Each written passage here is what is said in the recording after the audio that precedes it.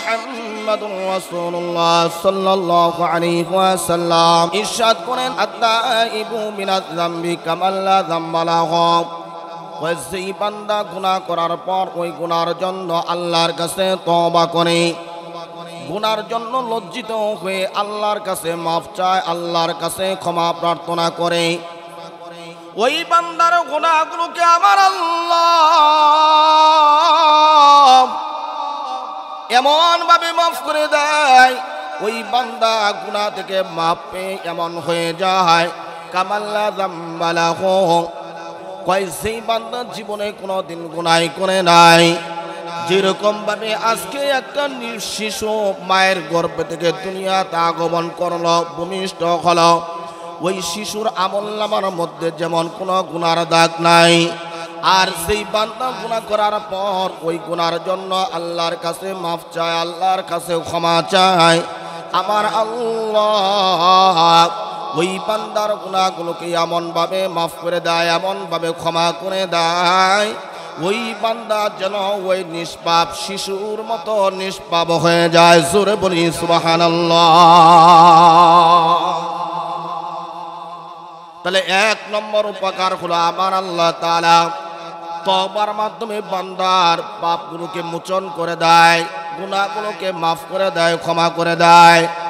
তওবার দুই নম্বর উপকারিতা আমার আল্লাহ বান্দার কলবটা পরিশুদ্ধ করে দেয়।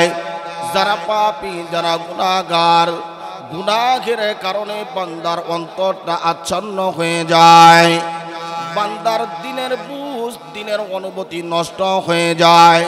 এইরকম কোন বান্দা যদি তওবা করে, ইস্তিগফারের আমল করে, আমার আল্লাহ ওই বান্দার অন্তরটা কলবটা পরিশুদ্ধ করে দেয়। জোরে বলি সুবহানাল্লাহ। তাহলে তওবা ইস্তিগফারের দুই নম্বর উপকারিতা হলো আমার আল্লাহ বান্দার কলবটা পরিশুদ্ধ করে দেয়, অন্তরটা পরিশুদ্ধ করে দেয়। ইবনে মাজার 4244 নম্বর হাদিস, عن أبي هريرة رضي الله تعالى عنه قال قال رسول الله صلى الله عليه وسلم إن المؤمن إذا أذنب كانت نكتة سوداء في قلبه فإن تاب واستغفر سقل قلبه وإن زاد زاد حتى تعلو قلبه فذلكم الران الذي ذكر الله تعالى كلا بل ران على قلوبهم ما كانوا يكسبون। হযরত আবু হুরায়রা রাদিয়াল্লাহু তাআলা আনহু বলেন, আল্লাহর নবীজি হাদিসের মধ্যে ইরশাদ করেন, ইনিল মুমিনা ইযা আযনাবা কানাত নুকরাতুন সাওদাউ ফি কলবিহি। ওই মুমিন বান্দা যখন একটা গুনাহ করে, মুমিন বান্দা যখন একটা পাপের কাজ করে, মুমিনের কলবের মধ্যে, দিলের মধ্যে একটা কালো দাগ সৃষ্টি হয়ে যায়, কালো দাগ পড়ে যায়। আল্লাহর পয়গম্বর বলেন, ফাইন তাবা ওয়াস্তাগফারা সুকিনা কলবুহু।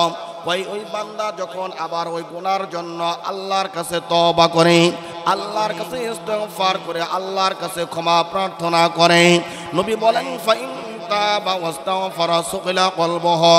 গুনাহ করার পর তার অন্তরের মধ্যে, কলবের মধ্যে ওই যে একটা দাগ সৃষ্টি হয়েছিল, দাগ পড়েছিল, আমার আল্লাহ ওই তওবা দ্বারা আমার আল্লাহ বান্দার কলবের দাগটা মোচন করে দেয়, কলবটা পরিশুদ্ধ করে দেয়। জোরে বলি সুবহানাল্লাহ।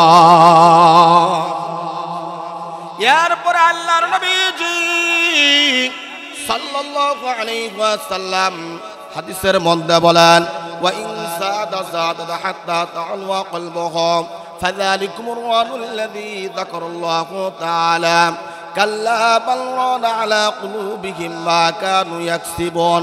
আল্লাহর পয়গম্বর বলেন, আর যারা গুনাহ করার পর ওই গুনার জন্য আল্লাহর কাছে তওবা করে না, আল্লাহর কাছে মাফ চায় না, বরং একের পর এক গুনার কাজ করতেই থাকে, একের পর এক পাপের কাজ করতেই থাকে, বান্দা একটা করে গুনার কাজ করে, কলবের মধ্যে একটা করে দাগ পড়ে, বান্দা আরেকটা গুনার কাজ করে, বান্দার কলবের মধ্যে আরো একটা দাগ পড়ে যায়, বান্দা আরেকটা গুনার কাজ করে, বান্দার কলবের মধ্যে আরো একটা দাগ পড়ে যায়। এমনি করে বান্দা মুহূর্তে মুহূর্তে গুনাহ করে, যত গুনাহ করে বান্দার কলবের মধ্যে তত দাগ পড়ে যায়। এমনি করিয়া যত গুনাহ করে তত দাগ পড়তে থাকে। দাগ পড়তে পড়তে পড়তে পড়তে বান্দার কলবটা একেবারে কালো অন্ধকারচ্ছন্ন হয়ে যায়। এমন একটা কলবওয়ালা, এমন একটা দিনওয়ালা মানুষের সামনে কোন হক্কানি উলামায়ে কেরাম যদি কোরআন ও হাদিসের আলোকে আলোচনা করে, আল্লাহর দিকে ডাকতে থাকে, নবীজির আদর্শের দিকে ডাকতে থাকে, ওই বান্দার কলবের মধ্যে হেদায়েতের বাণী পৌঁছে না। কারণ বান্দার দিনের বুঝ, দিনের অনুভূতি বান্দার নষ্ট হয়ে গেছে। সবাই বলে নাউজুবিল্লাহ।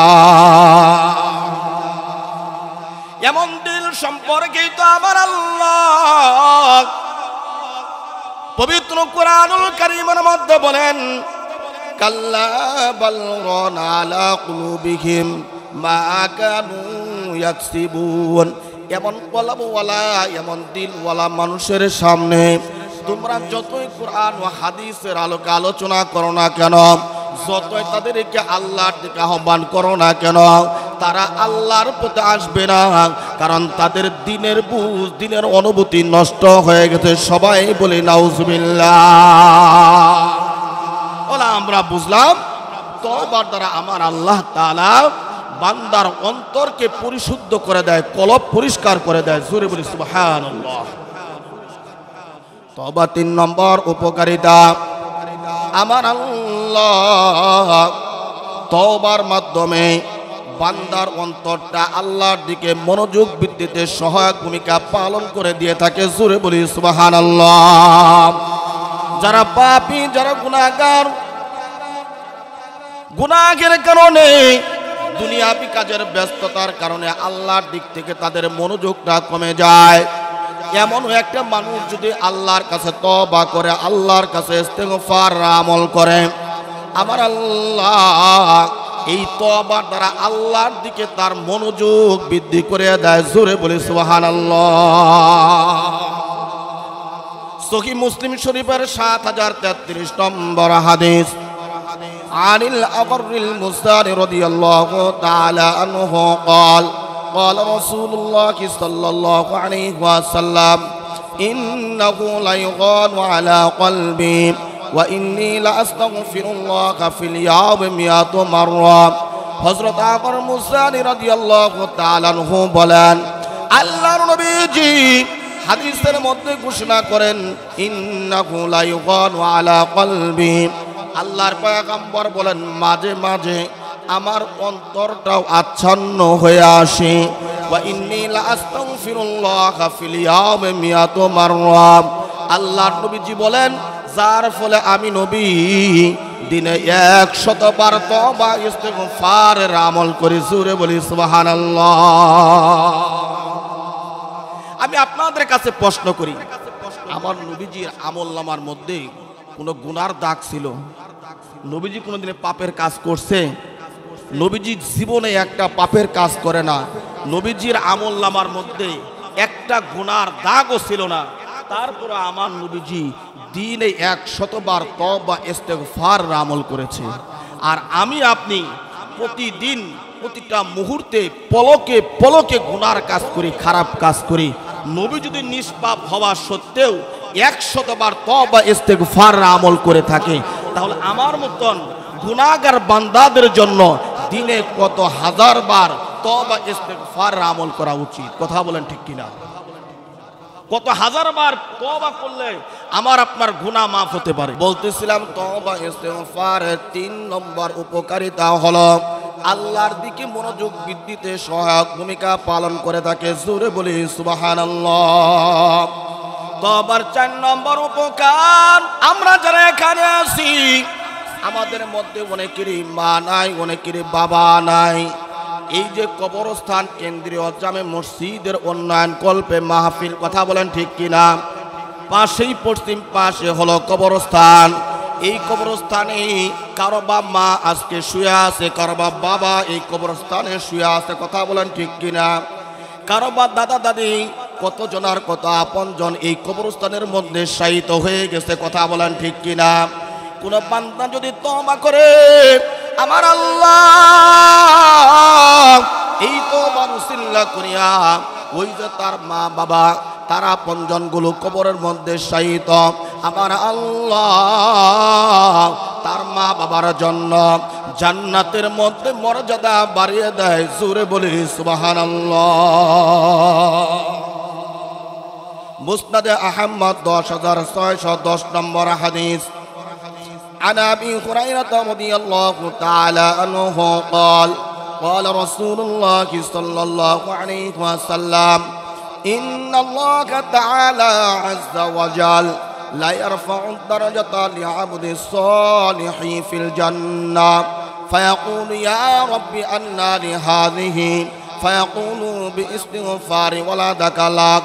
হযরত আবু হুরায়রা রাদিয়াল্লাহু তাআলা আনহু বলেন, আল্লাহর নবীজি হাদিসের মধ্যে ইরশাদ করেন, ইন্নাল্লাহা আযজা ওয়া জাল লা ইয়ারফাউ দারাজাতা লিআবদিস সালিহি ফিল জান্নাহ। আমার আল্লাহ একদল বান্দা বান্দীদের জন্য জান্নাতের মধ্যে মর্যাদা বাড়িয়ে দেয়, সম্মান বাড়িয়ে দেয়। জোরে বলি সুবহানাল্লাহ। বড় আশ্চর্যের বিষয় হলো আমার আল্লাহ এই মানুষগুলোর জন্য যখন জান্নাতের মধ্যে মর্যাদা বাড়িয়ে দেয়, সম্মান বাড়িয়ে দেয়, এই বান্দাগুলো বড় অবাক হয়ে যায়, আশ্চর্যিত হয়ে যায়। এই বান্দাগুলো অবাক হয়ে আমার আল্লাহকে ডাক দেয়, বলে না আল্লাহ ফায়াকুল ইয়া রাব্বি আন্না লিহাদিহি, আয় আল্লাহ তাআলা আমি তো দুনিয়াতে এত সুন্দর আমল করি নাই, আজকে জান্নাতের মধ্যে এত সুন্দর মর্যাদা, এত উচ্চ মর্যাদার ব্যবস্থা করা হয়েছে। রব্বুল আলামিন আমি তো দুনিয়াতে এত সুন্দর আমল করি নাই, আমার দ্বারা এত দামি আমল সংগঠিত হয় নাই। রব্বুল আলামিন তাহলে আজকে জান্নাতের মধ্যে আমার জন্য এত উচ্চ মর্যাদা, এত সম্মানের ব্যবস্থা কি করে হলো, কোথা থেকে হলো, কি কারণে আমার আল্লাহ আমার এত সম্মান বাড়িয়ে দিলেন, আমার এত মর্যাদা বাড়িয়ে দিলেন। আমার আল্লাহ এই মানুষগুলোকে ডাক দেয়া বলেন, ফায়াকুলু বিইস্তিগফারি ওয়ালাদাকা লাক। ও আমার বান্দা, তোমার ধারণা বড় ঠিক, তুমি দুনিয়াতে থাকাকালীন অবস্থায় এত সুন্দর আমল করো না, এত দামি আমল করো নাই।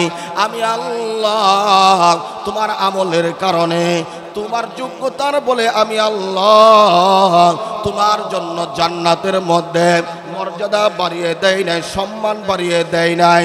তোমার আমলের কারণে তোমার এমন সম্মান হয় নাই, তোমার ইজ্জত হয় নাই।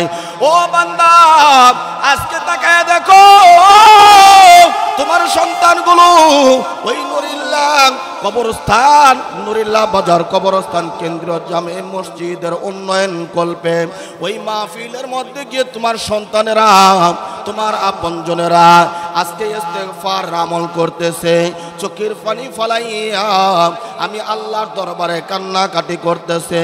ও রব্বুল আলামিন তুমি আমার মাকে মাফ করিয়ে দাও, আমার বাবাকে মাফ করিয়ে দাও।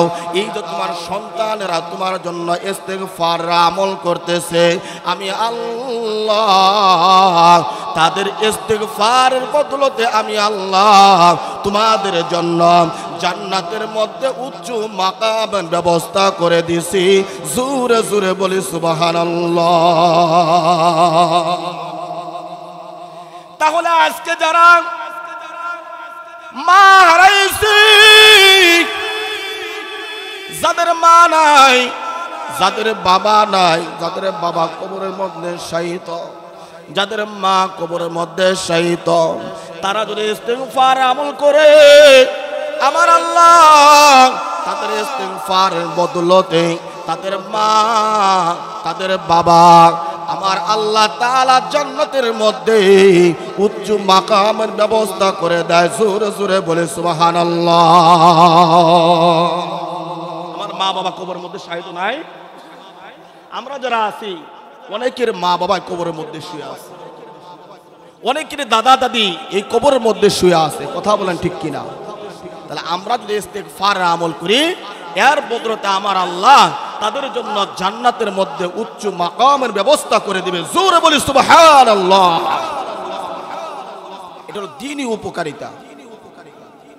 এবার আসি দুনিয়াবি তথা পার্থিব জগতের উপকার কি হয়। আমরা তো নগদে বিশ্বাসী, আখেরাত তো পরকাল পরে, কিন্তু আমরা চাই দুনিয়াতে নগদে কিছু পাইতে আমরা খুশি, আমরা স্বাচ্ছন্দ্য বোধ করি। কথা বলেন ঠিক কিনা? হুজুর সেই পরকালে দিব, দুনিয়াতে আমরা কি পাবো? দুনিয়াতে মানুষ কি চায় বলেন তো? দুনিয়াতে মানুষ চায় সুখ, শান্তি, নিরাপত্তা। কথা বলেন ঠিক কিনা? দুনিয়াতে মানুষ কি চায়? সুখ চায়, শান্তি চায়, নিরাপত্তা চায়, ধন সম্পদ চায়। কথা বলেন ঠিক কিনা? আমার আল্লাহ বলছেন কোন মানুষ যদি ইস্তেগফার আমল করে আমার আল্লাহ তার জন্য সুখ, শান্তি, নিরাপত্তার নিশ্চয়তা প্রদান করে দিবে। জোরে বলি সুবহানাল্লাহ। পবিত্র কোরআনুল কারীমের সূরাতুল হুদ নামে একটা সূরা আছে। সূরা হুদের ৩ নম্বর আয়াত আমার আল্লাহ ডাকদা বলেন, ওয়া আনিস্তাগফিরু রাব্বাকুম সুম্মা তুবু ইলাইহি ইউমাত্তিউকুম মাতাআন হাসানান ইলা আজালিন মুসাম্মা। আমার আল্লাহ ডাকদা বলেন, ওয়া আনিস্তাগফিরু রাব্বাকুম, তোমরা তোমাদের রবের নিকট তওবা ইস্তেগফার আমল করো।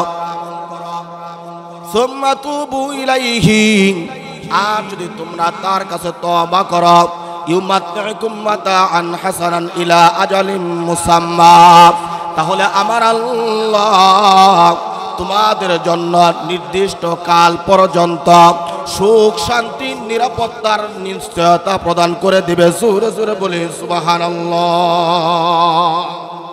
অর্থাৎ তওবা ইস্তেগফার এমন একটা দামি আমল যে আমলের দ্বারা আমাদের যত হাজত আছে আল্লাহ তাআলা সমস্ত হাজতগুলোকে পূরণ করে দিবে। জোরে বলি সুবহানাল্লাহ।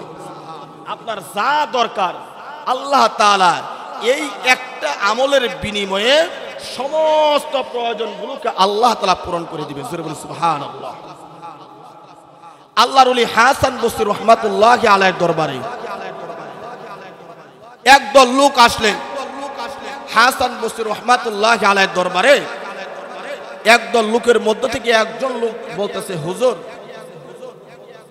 আমাকে এমন একটা আমলের কথা বলিয়া দিন যে আমলটা করলে আল্লাহ তাআলা আসমান থেকে মুষলধারে বৃষ্টি বর্ষণ করে দিবে। কারণ দীর্ঘদিন যাবৎ বৃষ্টি হচ্ছে না, আমার জমিনের ফসলগুলো নষ্ট হয়ে যাচ্ছে।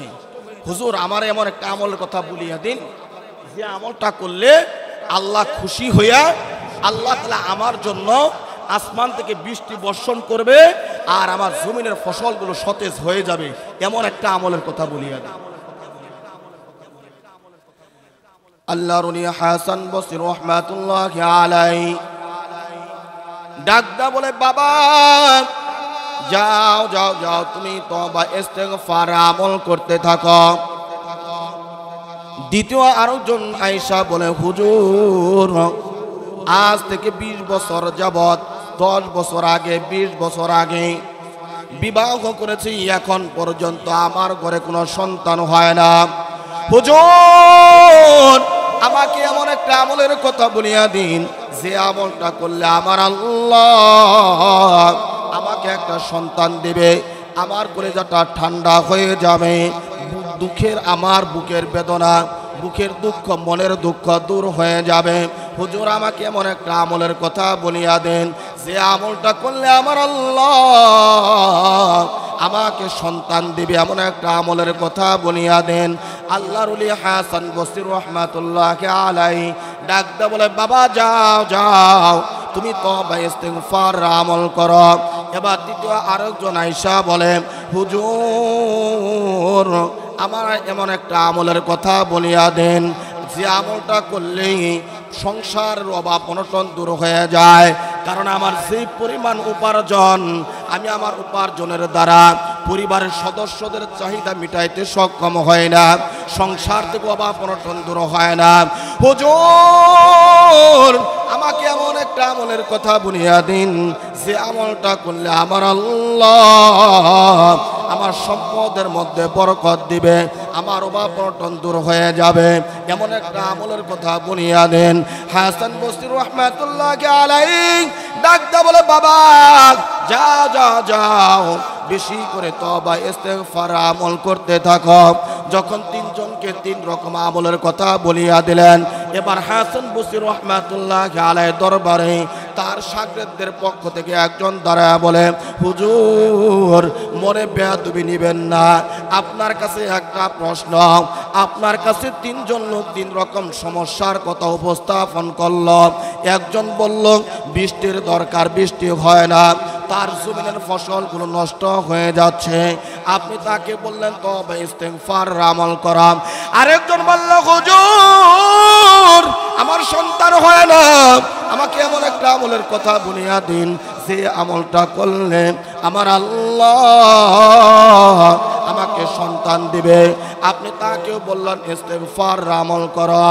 আবার যে বলল আমার অভাব অনটন দূর হয় না, তার ক্ষেত্রেও বললেন আপনি তওবা ইস্তেগফার আমল করো। তিনজনের সমস্যা তিন রকম, আমল কি করে এক রকম হয়ে গেল? সমস্যা তিন রকম, সমাধান কিভাবে একটা আমলে হয়ে গেল? এটা আমার জানার বড় ইচ্ছা, জানার বড় আগ্রহ। আল্লাহর ওলি হাসান বসরি রাহমাতুল্লাহি আলাইহি ডাকতে বলে, বাবা আমি আমার মন গড়া কথা বলতেছি না, আল্লাহর কোরআনটা খোলো, আল্লাহর কোরআনটা খোলো।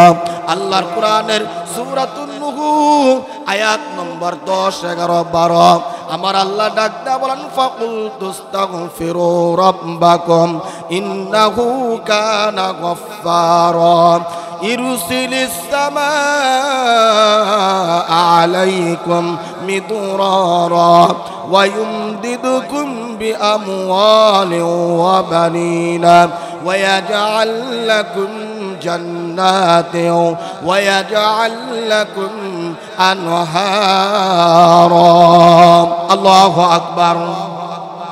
আমার আল্লাহ ডাকতে বলেন, ফাকুলতুস্তাগফিরু রাব্বাকুম, ও বান্দা তোমরা তোমাদের রবের কাছে তওবা করো, ইন্নাহু কানা গফফারা, নিশ্চয় তিনি ক্ষমাশীল। তার মানে আমার আল্লাহ তোমাদের জিন্দেগীর সমস্ত গুনাহগুলো মাফ করে দিবে, ক্ষমা করে দিবে। জোরে জোরে বলি সুবহানাল্লাহ। এরপর আমার আল্লাহ ডাকতে বলেন, ইরসিলিস সামাআ আলাইকুম মিদরারা, ও বান্দা বৃষ্টির অভাবে যার জমিনের ফসলগুলো নষ্ট হয়ে যাচ্ছে, আমি আল্লাহর কাছে তওবা ইস্তেগফার আমল করো। আমি আল্লাহ তওবা ইস্তেগফারের বদলতে আমি আল্লাহ তোমার জমিনের জন্য, ফসলের জন্য, তোমার জমিনের উপর আসমান থেকে মুষলধারে বৃষ্টি বর্ষণের ব্যবস্থা করে দেব। জোরে জোরে বলি সুবহানাল্লাহ। আমার আল্লাহ ডাকতে বলেন, ওয়া ইউমদিদুকুম বিআমওয়ালিন ওয়া বানিন, ও বান্দা যার সন্তান হয় না, তুমি মনে বড় দুঃখ নিয়ে আসো, তোমার কোনো সন্তান হয় না, তুমি বিভিন্ন দরবারে যাও, বিভিন্ন মাজারে যাও, আমি আল্লাহর কাছে তওবা ইস্তেগফার আমল করো। আমি আল্লাহ তোমার তওবা ইস্তেগফার আমলের বিনিময়ে আমি আল্লাহ তোমাকে সন্তান দিব। জোরে জোরে বলি সুবহানাল্লাহ। এরপর আমার আল্লাহ ডাকতে বলেন, ও বান্দা যার ধন সম্পদের অভাব, আয় রোজগারের অভাব, আমি আল্লাহ তোমার ধন সম্পদের মধ্যে বারাকা দিব, অভাব অনটন দূর করে দিব। তুমি ইস্তেগফার আমল করো, আমি আল্লাহ তোমার সম্পদের মধ্যে বরকত দিব, তোমার অভাব অনটন দূর করে দিব। জোরে জোরে বলি সুবহানাল্লাহ। তাহলে তওবা ইস্তেগফার এমন একটা আমল, যে আমলের দ্বারা আমার আল্লাহ আমাদের যত চাহিদা আছে, যত অভাব আছে, যত প্রয়োজন আছে, আল্লাহ তাআলা আমাদের সমস্ত প্রয়োজনগুলোকে পূরণ করে দেয়। জোরে জোরে বলি সুবহানাল্লাহ।